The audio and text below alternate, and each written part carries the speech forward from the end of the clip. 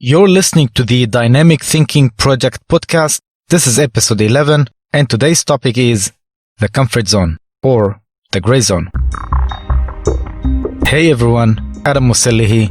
Welcome to the Dynamic Thinking Project podcast. You can also follow me on Twitter and Facebook. All links are in the show notes and website, themindtechinstitute.com. It's all one word. And now, let's get to it. As the last episode, I'm also gonna start this episode with a short disclaimer. This episode may cause some people to feel uncomfortable, especially those who chose to pass their lifetime living day to day, just as the rest of the people conform to everything they see, hear, and know, just as the rest of the herd. So I do apologize in advance if you feel upset or offended in any way, but of course, and as usual, I am not sorry for opening your eyes on something maybe you're doing unconsciously or never been aware of consciously. And I assure you, if you keep an open mind till the end of this episode, you'll start looking at life and the way you think and behave differently. And once again, I am not your enemy. This is a very interesting and important episode, and actually it's part of our online NLP training as well as our online life management training. It is very important to learn about it. I mean, the comfort or gray zone, especially if you are trying to develop yourself spiritually, financially, intellectually, or seeking any kind of success in general. This episode will help you a lot in your development path. So, what is the comfort zone, or as also known, the gray zone? The comfort zone is whatever makes you feel same or make life seem familiar to you. So if you go every day doing the same thing, such as a job, for example, and you've been doing it for a long time, if you hang around the same people all the time and you don't often meet new people, if you hang around maybe the same religious or scientific group, or even the same political party, you don't read different magazines or articles except what your spiritual, religious, or scientific or political institution allows you to, and maybe you don't even watch different media. Maybe you only watch the media or news your country or what belongs to the group that you belong to. So it's all about what makes you feel safe and doesn't make you feel uncomfortable or challenge what you know. This is where you are. This is the comfort zone, and it's called the gray zone for a reason, because it's gray. It's colorless and sort of semi-lifeless. This state of comfort zone is a natural behavior. We have it because we think this behavior keeps us safe, but actually it doesn't. It just gives us the notion of being safe because you and your belief system, as what you grew up knowing, don't feel challenged. A belief system is not necessarily means a religious belief, but it means anything that you believe in. However, is the comfort zone a good state to be in or a good behavior? Well, that depends who you ask. If you don't want to develop yourself or expand your business or your life in general, then it could be a good state for you. But those who want to evolve, expand, develop themselves, evolve in life on many levels, and become successful in any way, then the comfort zone is not a good state. As a matter of fact, it's a bad state. It's a dead, gray zone. I believe that comfort zone isn't a good state and it isn't a healthy state either, because everything makes you develop yourself and grow is always outside your comfort zone. And if you don't leave that zone, life, it gets really boring.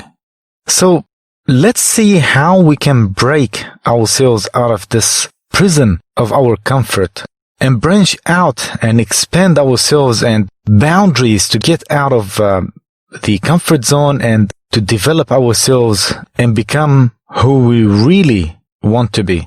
And no one said it better than Thomas Eliot. He said, only those who risk going too far can possibly find out how far one can go.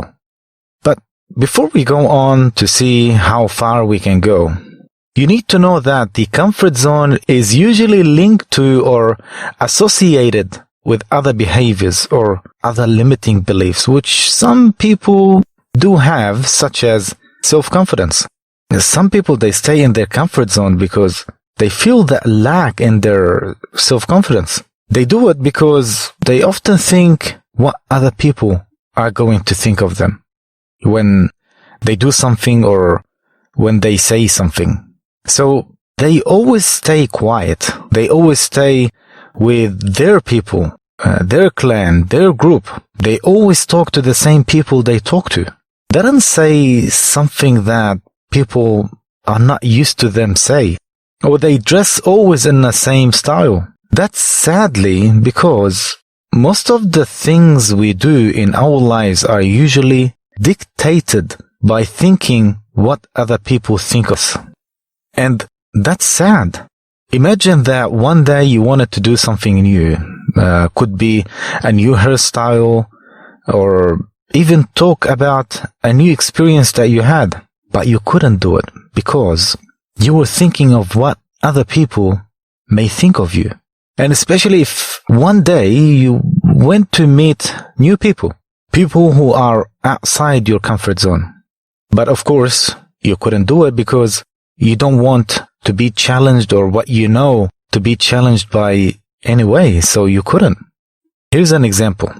Maybe one day you went somewhere and you listened to someone who was talking and then you felt that you wanted to know more things about this person or you wanted to learn more about that knowledge which the person he or she was speaking of. Now let's stop for a second. You see, that person who was talking about that topic and grabbed your attention, that person is outside his or her comfort zone. Why? Because he or she doesn't care about what you think or about what anybody else think of them, regardless what topic it is. Even if the topic was considered as a conspiracy to others, it doesn't matter to them. So that speaker is an example of someone who is outside his or her comfort zone and don't give a rat what others think of him or her. He or she believes in what they are doing and didn't mind going outside their comfort zone to challenge their belief system by reading, learning, and researching about that topic or whatever they are talking about, and also talk about it to other people. And of course, those other people, many times they will be outside their comfort zone. I mean, the speaker's comfort zone. I'll give you another example. Think of episode 4 of this podcast. I knew that podcast would cause lots of talk and controversy. And of course, few lashes from some people who don't want to get out of their comfort zone. But I know where they are. And what I was saying is, and always based on tons of researches, not just my personal opinion. You see, an open-minded person isn't only a word, but it's to open your mind and challenge what you know and listen because you always learn something new. And I'm not saying it's easy because when you do, you're actually challenging your core belief system, which is a system that sets boundaries around what you believe. But here's the beauty of that. Every time you learn a new thing, you're actually helping the whole world to advance. We as humans wouldn't come that far with technology, science, philosophy, or anything by being in our comfort zone, which is technically a safe zone. And let me tell you something about the safe zone. Safe is boring. And I'm not saying safety is a bad thing. Not at all. But what I'm saying is sometimes we have to take risks. And that's how we know what we know about the oceans and their depth and space and the universe. The only way we could do that is when we went outside our comfort zone and outside the box, which is our mind. And that is an open mind. It's a mind open to learn new things and isn't afraid to be challenged. Because after all challenges are just opportunities.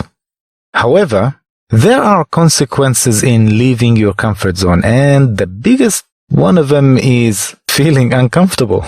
But it's tolerable. And of course it is. Feeling uncomfortable isn't a bad thing. As a matter of fact, feeling uncomfortable is what makes you grow. You know, once I heard this metaphor, and it really fits this podcast. You know, lobsters are soft animals. They live inside a hard and rigid shell. And that rigid shell, it doesn't expand or grow with them. So how the lobster would grow? Well, as the lobster grows, the lobster feels under pressure and the shell becomes very uncomfortable. So the lobster goes under a rock or a shelter to protect itself from predators. It casts off its shell and produces another one. And eventually, the new shell will become also uncomfortable. And once again, the lobster goes under a rock and casts it off again into a new one. And keeps repeating that numerous times. So, what do we learn from this metaphor? Well, we learn that the stimulus for growth is feeling uncomfortable. And lucky us, we don't have that shell around our bodies to grow. But some people have that rigid shell around their minds. And when some people feel uncomfortable to listen to new things or step out of their comfort zone, or let their guards down to learn new things they're not used to, or something goes against their belief system and what they know, even if what they know is wrong. Now, what do you have to do to get out of this comfort zone? It's very easy. All you have to do is let your guards down. And no, I'm not saying to be gullible. And I'm not saying to be naive or even unprotected. By the way, speaking of protection, protection is basically based on fear. You see, people fear to learn new things because they're afraid to change. And what do you do when you know that you've been doing something wrong for a very long time? You gotta change it. You gotta change the way how you're doing it.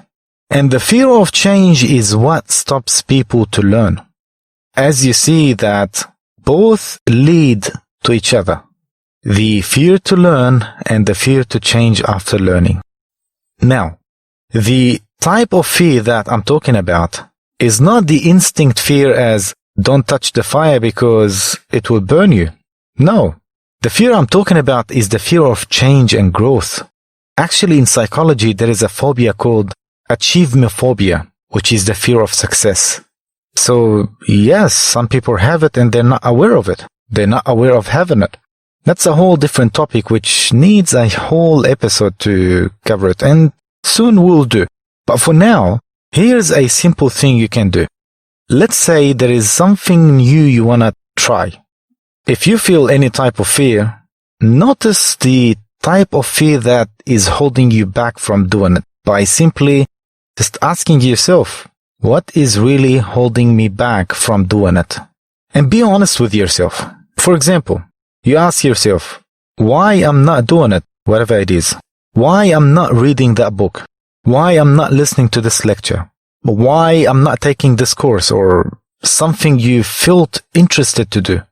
So, notice that type of fear. You can write it down on a piece of paper or imagine it as a physical thing or whatever helps you to get yourself associated with your feeling towards that fear.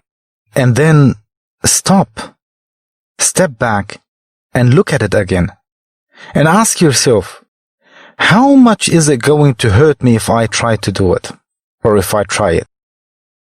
Now, if it's not going to hurt you or hurt others physically and morally or put you and others at risk, it means you are the one who is actually giving more power to that fear than what it really worth. You're just making it more bigger than what it really is in your mind, and maybe to use it as an excuse because you feel safe where you are. But the downside of staying where you are is that you'll always stay where you are. If this is what you want to do in your life, well, I'm not here to change your mind. But if you really want to achieve something in your life and achieve any kind of success, then you really need to step out of your comfort zone. And here's another thing. If you're afraid of something or afraid of doing something, and you haven't tried doing it in your whole lifetime, then how would you know that you should fear that thing or you should be afraid of doing it? I mean, you touched the fire when you were a child and you knew that it's dangerous to play with the fire, which I understand. But how can you fear something you never tried? And you know what? Once you conquer that fear and do it, you will notice how silly it was, and that you spend your whole lifetime being afraid and worried to do it. And you missed out on the whole experience just because you were afraid to try. Just do what you have to do, or at least try, and you will get there. Even if you don't get it right the first time, just the efforts of trying is a great honor. Now, here's the secret to any kind of success. Sometimes you have to shake your model of the world. And that's as we call it in NLP and hypnotherapy. Model of the world, it means where your life is right now. And that's what we actually do in our NLP and the hypnotherapy and life management training. We put you against things to get your mind to expand. Because no one can advance in life to the next level if they keep using the same mentality or the same old comfort zone, or the metaphor of the old shell and the growing lobster. You see, some people, they want everything to change around them, but they themselves don't want to change. People usually run towards comfortable and happy experiences, and forgetting that the uncomfortable and unhappy experiences are there to change you, to change them. Let me say that again. Many people usually run towards comfortable and happy experiences, but they always forget that the uncomfortable and unhappy experiences are there for you to change you than to change them. So step outside your comfort zone and see what's outside the box. Go to the mindtechinstitute.com and click on the online courses tab, and you can sign up and study any course you want online, totally online. That's it for today, and thanks for listening. If you have any question, you can email me. The email is on our website, themindtechinstitute.com, and don't forget to like, share, and subscribe so you don't miss out a thing. Until then, take care and enjoy your weekend.